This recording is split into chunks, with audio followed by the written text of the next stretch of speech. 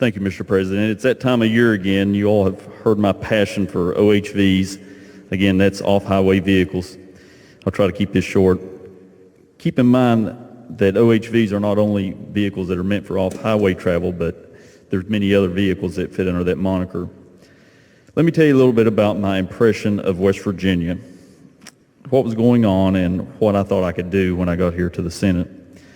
When I was elected, I thought, wow, West Virginia doesn't know about the potential for embracing the OHV industry.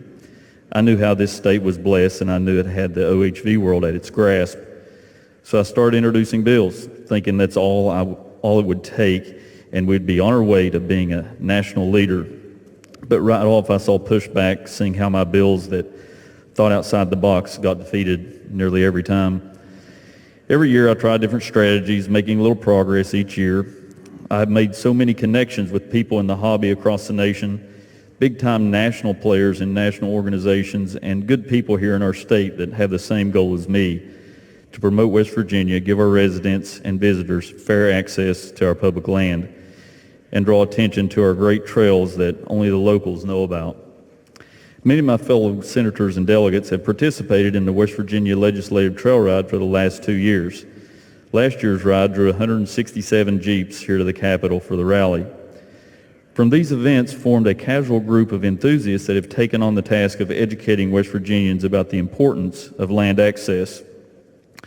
There are two representatives of the West Virginia Jeep Club, Nico Bowden and Vince Lucas, Josh Webb from the 304 Jeep Club, Brian Holmes representing the Dual Sport Adventure Bike Group, and Eric Larch, a local business owner that turned his passion into his business by creating Mountain Made Off-Road UTV shop.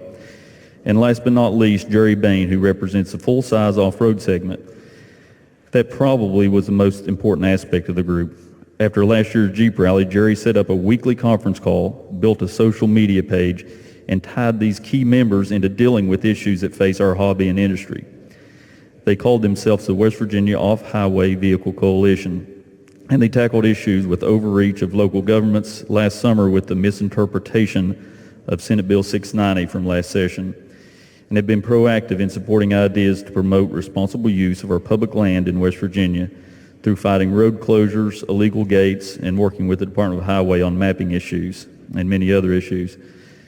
So this group, in the face of COVID, wanted to show support they have in West Virginia to the legislature and state agencies, and just how big of a deal this is to them and fellow West Virginians. They will be gathering at their now annual OHV rally at the Capitol this Saturday from 10 to 1, of course practicing social distancing. I know many of you will be out of town, but if you are in town, please stop by and see the impact of this basically untapped resource to West Virginia's economy. There will be guest speakers starting around noon, and a special announcement from Director Stephen McDaniel of the West Virginia Department of Natural Resources about their involvement in an OHV project, and a good special announcement. There's a flyer on your desk with all the details, and I would like to tell you all that this will be the last time I talk about OHVs on the floor, but I probably can't say that's probably not the case. But thank you, Mr. President.